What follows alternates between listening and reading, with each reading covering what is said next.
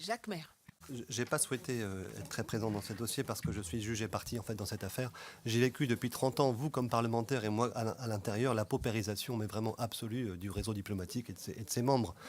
Il y a 30 ans, quand je suis rentré au ministère, pour vous dire la vérité, quand on allait à l'extérieur, on pouvait se comparer avec les collègues du privé en disant bon, on n'a pas la même revenu, mais on est à peu près sur le même standing de vie quand on reçoit les collègues, quand on va à droite à gauche. Aujourd'hui, vous ne trouvez plus personne pour aller à Boston ou à Los Angeles ou dans les villes un peu chères, parce que globalement, les agents n'y arrivent plus. Donc les meilleurs ont des problèmes de fin de mois. Je ne parle pas forcément de l'ambassadeur ou du consul général, je parle vraiment des agents de base qui font le réseau, quoi. Aujourd'hui, quand vous voulez faire une mission avec le SEAE, et de ce point de vue, je rejoins sur ce point-là Jean-Luc Mélenchon, vous avez effectivement 10 personnes du SAE qui vont pour une mission à Abuja depuis Nairobi, qui sont en classe affaires, et vous avez le pauvre ambassadeur qui vient tout seul avec son ordinateur en classe éco, et qui passe la nuit dans l'hôtel du coin pour pouvoir faire la réunion. Voilà, donc on a une espèce de différence de niveau qui a complètement explosé et qui aujourd'hui rend le ministère collectivement profondément dépressif. Au-delà de la bonne figure qui est faite par le secrétaire général et par quelques directeurs généraux, le ministère est dépressif. Une autre raison, à la côté des moyens, c'est le côté de la pyramide des âges. Et là, je pense qu'il faut aussi qu'on attaque ce sujet de front. Naturellement, tous les ambassadeurs thématiques n'ont pas une rentabilité à 100%, mais on a une bulle dans les niveaux A+, et cadres dirigeants qui est, que nous poussons, mais qui ne diminue pas avec le temps. Donc, et la conséquence, c'est je veux dire, une dépression collective, une démobilisation des agents. Est-ce qu'il est possible d'envisager, là je vais être un peu provocant, des mesures d'âge pour faire effectivement en sorte que, je dis un exemple, si vous donnez 2 ans ou 3 ans de salaire à des gens qui ont encore 10 ans de carrière, sur la base d'un double volontariat, vous faites partir certainement plusieurs dizaines de collègues qui iront, qui enseigner à l'université, qui faire de la recherche, qui aller dans des entreprises internationales. Si on ne le fait pas, je dirais, on a vraiment, on tire ce boulet, et on le tire depuis 15 ans, et on va le tirer encore pendant 15 ans, parce qu'on ne fait pas de gestion prévisionnelle des emplois et des compétences. Sur le plan des locaux, là aussi, vous avez tous raison, on vend nos bijoux de famille. Quand on a finalement plus de crédit d'intervention, quand on a un réseau culturel qui s'affaiblit, qu'est-ce qui reste bien souvent pour exister socialement? Il reste la résidence. La résidence qui est le lieu dans lequel on peut faire venir des intellectuels, des chercheurs, des Parisiens en déplacement, des Français et des étrangers. Ces résidences sont en train de disparaître et c'est un jeu, je dirais, à sens unique. On ne remettra jamais 100 millions d'euros pour avoir une résidence top niveau dans une capitale européenne ou étrangère. Et le problème, c'est qu'il n'y a pas de lobby. Il n'y a pas de lobby pro-diplomatie au sein de l'État. Il n'y a pas de lobby pro-diplomatie non plus, je dirais, au sein de l'environnement politique, parce que finalement, qui est-ce qui s'en rend compte au quotidien? Ce sont quelques députés de cette commission, et ce sont les députés des Français de l'étranger. Bercy, il y a deux environnements dans Bercy. Il y a le Trésor et il y a le budget. Le budget a décidé que finalement, il n'y avait pas d'intérêt à garder un réseau homogène, un réseau universel. Et tant qu'on n'aura pas, je dirais, franchi 2 degrés dans le rapport de force, de toute façon, Bercy va continuer. Alors comment ça se passe très concrètement, cette espèce de dévitalisation? C'est bien simple. Je prends un exemple, les primes en centrale. Les primes en centrale sont extrêmement faibles au Quai d'Orsay pour justement garder un tout petit peu de budget pour les indemnités de résidence à l'étranger, parce qu'il faut trouver quand même des gens pour les se taper, je dirais, la Namibie avec les Amibes ou bien je dirais l'Ouzbékistan avec les difficultés qu'on connaît. C'est-à-dire 90% des pays sont des pays dans lesquels on vit mal, où il y a du danger pour les enfants, où la sécurité alimentaire n'est pas assurée, etc. Où l'espérance de vie des collègues est très mauvaise. Moi, j'ai un collègue qui, effectivement, j'en ai un exemple tout précis, qui était ambassadeur à Katmandou. Il a perdu son rein parce qu'il n'a pas été soigné à temps, parce qu'il ne pouvait pas physiquement. Donc le Quai a fait le choix de réserver les budgets de rémunération indemnitaire sur l'étranger. Bon. La conséquence, c'est que personne ne vient à Paris. On ne peut pas détacher un agent du ministère de l'Intérieur, de la Défense ou du ministère des Finances au Quai. On ne peut pas parce que simplement, ils ne sont pas payés. Ils seront 30%, 40% en dessous. Donc, dévitalisation de la centrale, dévitalisation du rapport de force, et au total, finalement, une situation de mouroir. Alors, comment le Quai d'Orsay réagit à ça? Et là, c'est quelque chose sur lequel il faut qu'on soit aussi attentif. C'est que tout ce qui est absorbé de l'extérieur au sein du Quai d'Orsay est tué au fur et à mesure par arbitrage de moyens. Je donne un petit exemple. Quand on a intégré le ministère de la Coopération en 2001, eh bien, pendant 15 ans, la quasi-intégralité, peut-être pas complètement, mais au niveau des emplois, c'est certain, des ajustements budgétaires du Quai d'Orsay ont été dans le fait de réduire tous les effectifs de coopération en pilotage et sur le terrain. Parce qu'on préserve le réseau et on tue les autres. Donc, confier au Quai d'Orsay des missions nouvelles, comme on est en train de le faire sur le commerce extérieur, ça inquiète tout le monde. Parce qu'effectivement, si ce n'est pas core business pour eux, on arbitre parce qu'on n'a plus les moyens. Aujourd'hui, vous n'avez plus d'équipe, on aura peut-être sur le budget de l'APD, vous n'avez plus d'équipe de pilotage de l'AFD. La conséquence, c'est quoi? C'est qu'on a une banque de développement qui est super, qui est très intéressante, mais qui est non pas roue libre, mais qui est très émancipée des enjeux politiques quotidiens et des enjeux de moyen terme sur lesquels on gère effectivement, pour autant que on gère l'agenda bilatéral. Et ça, c'est quand même quelque chose qui a disparu depuis 3-4 ans. Il y a 3 ans, il y avait encore un pilotage, il n'y a plus.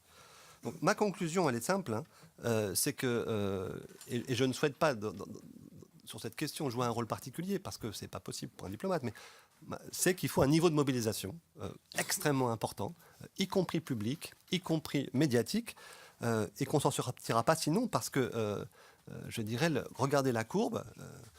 Aujourd'hui, nous avons des PPD, 25 pays à présence diplomatique. Demain, si on ne fait rien, on en aura 50. C'est vraiment l'objet du... On a sauvé les 6 mois qui viennent. On sauvera-t-on l'année prochaine, j'en sais rien. Et dans 10 ans, vous aurez des ambassadeurs avec une carte de crédit. Voilà. Et qui seront dans un régus. Mais je n'exagère pas. Dans un régus. Et qui seront, je dirais, dans un appartement dans le coin. Et on aura un réseau international, diplomatique, effectivement, sur le papier. Dernier petit point. Madame Azoulay a été élue grâce à des voix de pays totalement improbables. Des petits pays qui, effectivement, n'entendent parler de la France qu'à travers le collègue qui est sur place et qui tient. On a eu une bataille surprise, elle a duré 8 semaines, elle a été gagnée parce qu'on a encore des gens très motivés, une machine de guerre. Donc ça sert à quelque chose. Merci.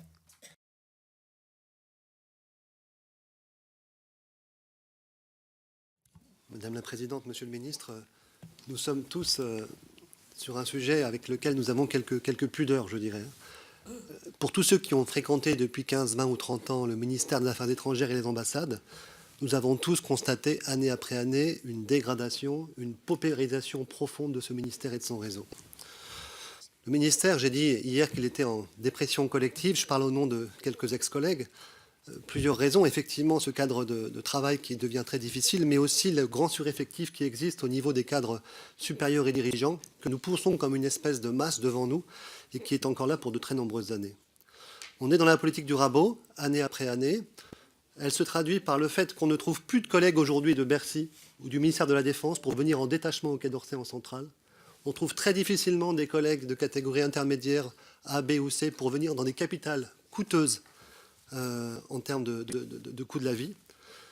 Il faut donc effectivement mettre un holà. Vous dites qu'on est au bord, Monsieur le Ministre. Il faut vraiment remonter. Et notre commission est prête à prendre ses responsabilités. Il y a peut-être aussi quelques petites mesures un peu plus radicales à mettre en œuvre. J'en indiquerai 2 qui peuvent vous intéresser. C'est une mesure à mettre à l'étude. La première, c'est des mesures d'âge. Des mesures d'âge, on aimerait bien avoir une vision claire de la démographie dans les catégories de fonctionnaires élevés. Donner un package de départ très significatif pourrait vraiment permettre de redonner de l'oxygène, un bol d'air. Mais il faut dans ces cas-là mettre les moyens. Et ces moyens, jusqu'à maintenant, ils n'ont jamais été mis en œuvre quand on a étudié ces mesures. Il ferait du bien, je crois, à toute la maison. Deuxième élément qui dépasse un peu le ministère des Affaires étrangères, c'est la synergie des réseaux. Aujourd'hui, nous avons encore des services économiques qui disposent d'une infrastructure particulière avec double système de paye, double système d'information, double système de gestion immobilière, double gestion des flottes automobiles, etc., etc. Il y a plusieurs dizaines, voire centaines de postes qui sont stérilisés à cause du double réseau.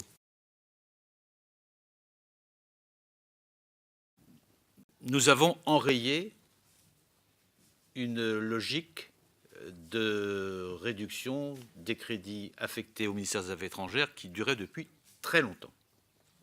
Je ne vais pas faire un concours, celui ou celle qui a réduit le plus. Mais en tout cas, cette logique-là est enrayée. Et du même coup, je le dis tout de suite à Madame Autain, je ne suis absolument pas... Elle est partie, je suis désolé, nous avons voulu le rencontrer.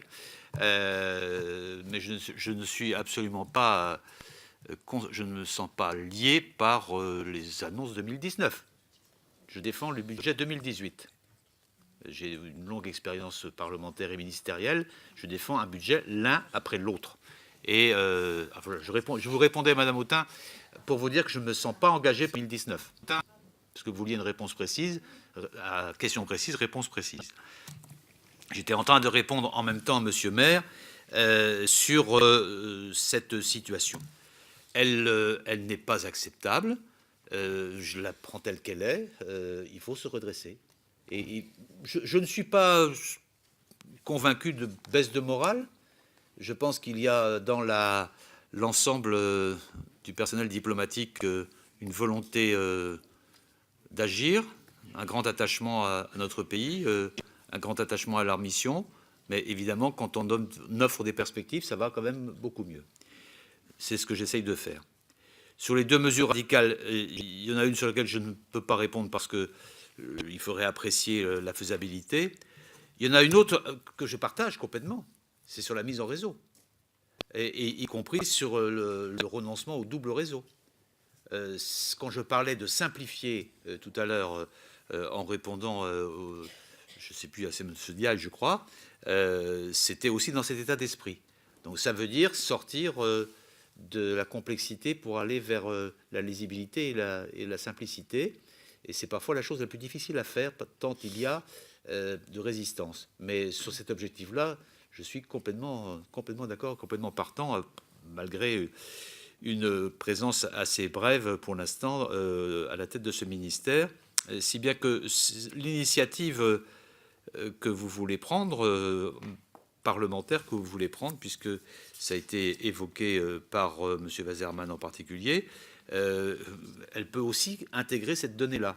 Et que vous preniez une initiative parlementaire indépendamment de l'exécutif, c'est de votre responsabilité. Mais si c'est dans cette orientation-là, je ne peux qu'applaudir. Et évidemment, je suis à votre disposition pour fournir des arguments. Mais les arguments, vous les voyez vous-même en vous déplaçant. Et je souhaite que vous puissiez vous déplacer le plus possible et vous rendre compte sur place à la fois de la qualité de l'action de nos services et en même temps des difficultés qu'ils peuvent rencontrer. Surtout maintenant. Nous sommes dans une période, j'ai eu l'occasion de m'exprimer ici sur les crises, j'aurai sans doute l'occasion d'y revenir, mais nous sommes dans une période extrêmement tendue au niveau international. Jamais, je crois, depuis la fin de la guerre froide, il y a eu une telle situation de tension. Et en même temps, la France est attendue. Et si la France est attendue, il faut qu'elle puisse répondre. Et on répond par la force de notre présence diplomatique, d'où cette nécessité que vous évoquez, qui peut d'ailleurs s'argumenter sur le fait de la nouvelle donne internationale qui, du fait du contexte, de la situation aux États-Unis, de la situation en Grande-Bretagne, de la situation en Allemagne, de la situation dans d'autres pays, où finalement il apparaît qu'on attend la France. Et donc, il faut qu'elle puisse jouer tout son rôle et donc avoir le réseau nécessaire, le soutien nécessaire pour le faire.